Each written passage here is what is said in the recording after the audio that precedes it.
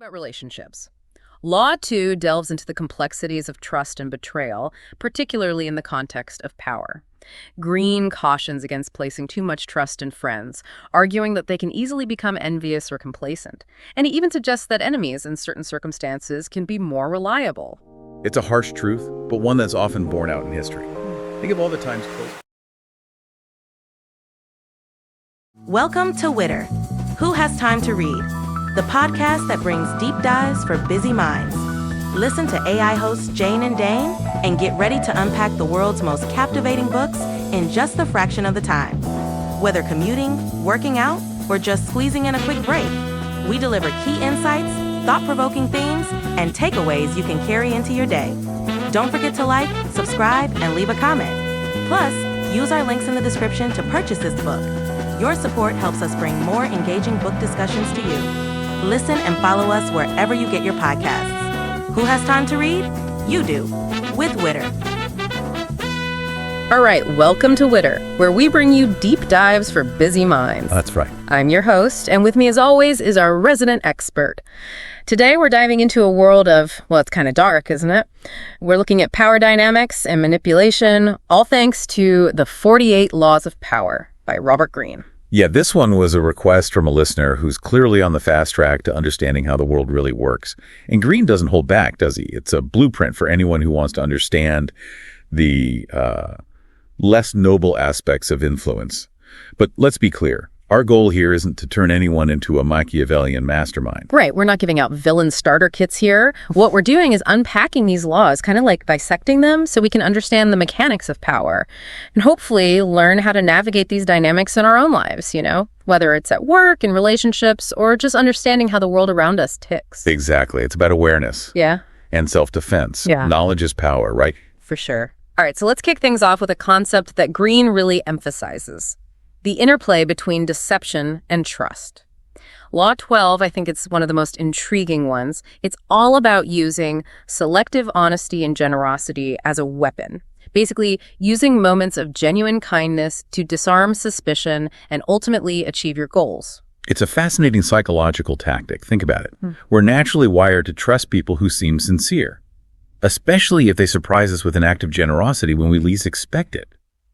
So when someone does something genuinely nice for us, it lowers our guard, makes us more vulnerable to their influence. It's like a Trojan horse for your agenda, the gift, the kind act. It's the wooden horse that gets wheeled right past our defenses. Right, and once that trust is established, well, it becomes much easier to manipulate the situation to your advantage.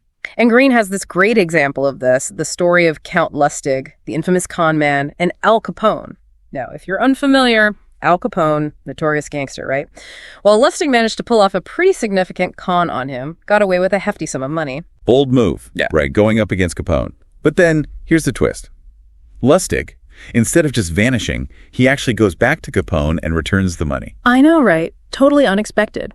He tells Capone that his scheme had failed and plays the whole "I'm a man of honor" card. Brilliant move, really. Capone, completely caught off guard, is blown away. He reportedly said, "My God, you're honest." I mean, imagine that. Al Capone praising someone for their honesty. And to really drive the point home, Capone, totally disarmed by this display of, well, let's call it selective honesty, actually gives Lustig an extra $5,000, like a tip for being so virtuous. Which just goes to show how powerful this tactic can be. We tend to judge people based on their actions, especially the unexpected ones. Yeah. A well-placed act of apparent generosity can completely shift someone's perception of you. It makes you wonder how often we're completely misjudging situations based on surface appearances. It's a sobering thought, right? Which leads us nicely into Law 3. Conceal your intentions. This one's all about strategic ambiguity. While honesty might seem like a good thing in most contexts, in the game of power, it can actually make you predictable. And predictability is a weakness. It allows others to anticipate your moves and counter them. So it's kind of like poker, right? You don't want to show your hand too early. Exactly. Greene argues that it's often more beneficial to keep your true motives hidden, to be a bit of a chameleon. This way, you keep people guessing. It gives you a significant advantage. And Greene uses Bismarck, the Prussian statesman, as a prime example of this. He was known for deliberately supporting ideas that were completely contrary to his actual goals, just to throw people off balance. Yeah, Bismarck was a master of using red herrings. These seemingly conflicting stances would create confusion amongst his opponents, making it incredibly difficult for them to predict his next move.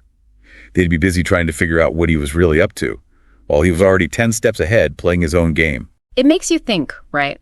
How often do we reveal too much of our hand? Whether it's in negotiations or just in everyday interactions. Maybe a little bit of strategic mystery wouldn't hurt. So we've talked about deception and concealing intentions. Now let's move on to building and maintaining influence. This is where Law 13 comes in. And it's a bit of a tough pill to swallow. Greene states that when seeking assistance, you should always appeal to someone's self-interest, not their mercy or gratitude. Basically, he's saying that playing on someone's emotions is less effective than showing them how they stand to gain something. It's a pretty cynical view of human nature, isn't it? But also kind of true when you think about it. We're all driven by our own needs and desires, even if we don't like to admit it. Right. And Greene isn't suggesting that we should be heartless or manipulative, but he's acknowledging a fundamental truth. People are more likely to help you if they see a clear benefit for themselves. It's not about being ruthless. It's about understanding what motivates people. And the perfect example of this in action is Galileo's approach to securing patronage from Cosimo's second de' Medici. He could have just appealed to Cosimo's love of science, right? But he went a step further. He cleverly linked his discovery of Jupiter's moons directly to the Medici family. He created an emblem that essentially connected Cosimo II to the cosmos. It was a brilliant move. By framing his discovery in a way that flattered Cosimo's ego and enhanced his prestige, Galileo secured a prestigious position as court philosopher with a nice salary to boot. It shows the power of understanding your audience and framing your requests in a way that appeals to their self-interest. Now, once you've set your sights on a goal, Law 28 comes into play. And this one is all about taking bold action. Greene argues that hesitation breeds doubt and ultimately weakens your execution. He says mistakes made with audacity are often easier to correct than those made with timidity. And there's something inherently captivating about boldness, isn't there? It's true. Boldness projects confidence. And confidence is contagious.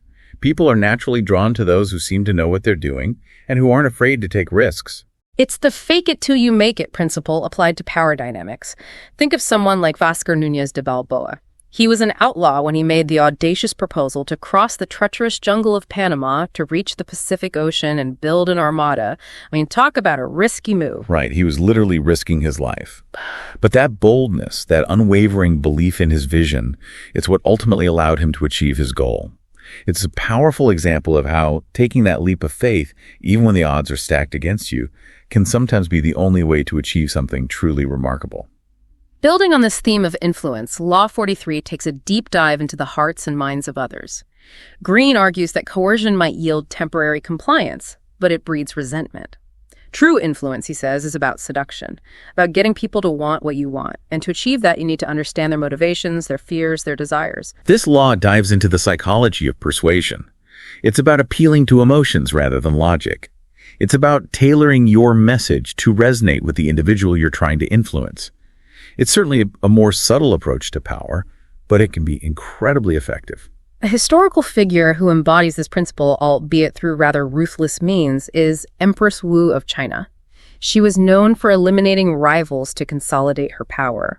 But it wasn't just brute force. She was a master of understanding the motivations of those around her and using that knowledge to her advantage. Right. She was incredibly strategic in her use of both fear and rewards to maintain control. She knew how to play the game, and she played it well. And the fact that she managed to rule for so long in a society that was heavily patriarchal speaks volumes about her mastery of this principle. Speaking of strategy, Law 33 is all about mastering the art of timing. Greene emphasizes the importance of patience, of recognizing the opportune moment to act and the self-discipline to wait for it. Why do you think timing is so crucial in this context? It's all about maximizing your impact. Acting too early, or too late, can significantly diminish the effectiveness of your actions. It's like a surfer waiting for the perfect wave.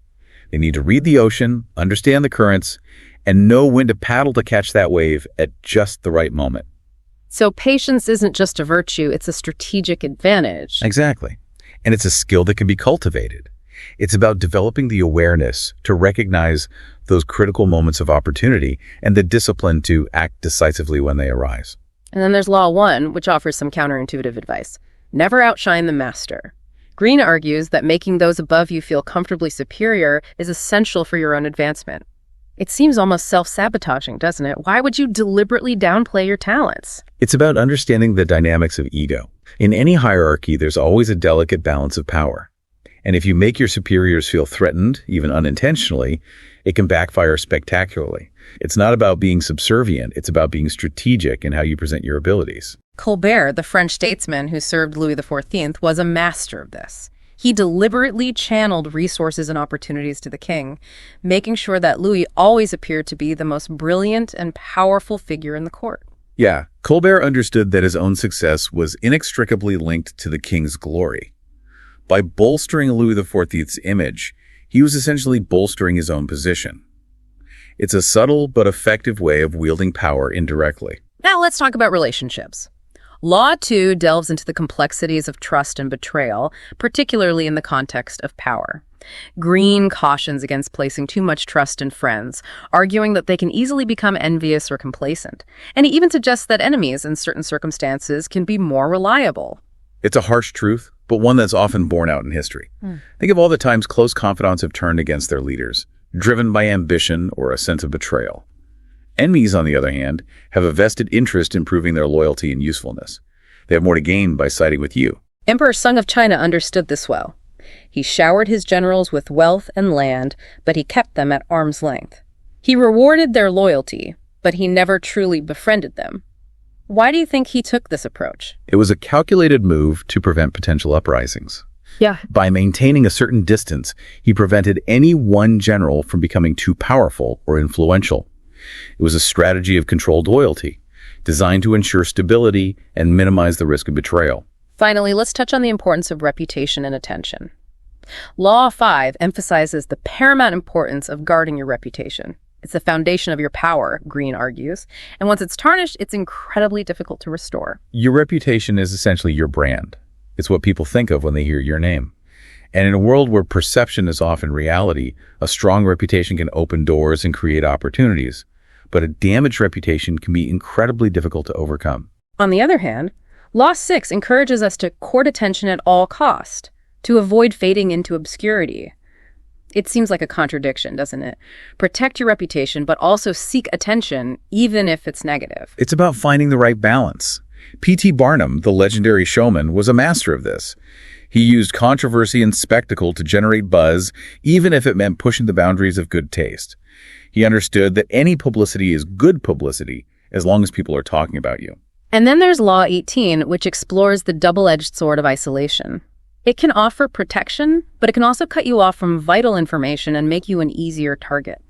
Greene suggests that it's generally more beneficial to circulate, to build alliances, and to stay connected. Isolation can breed paranoia and stagnation.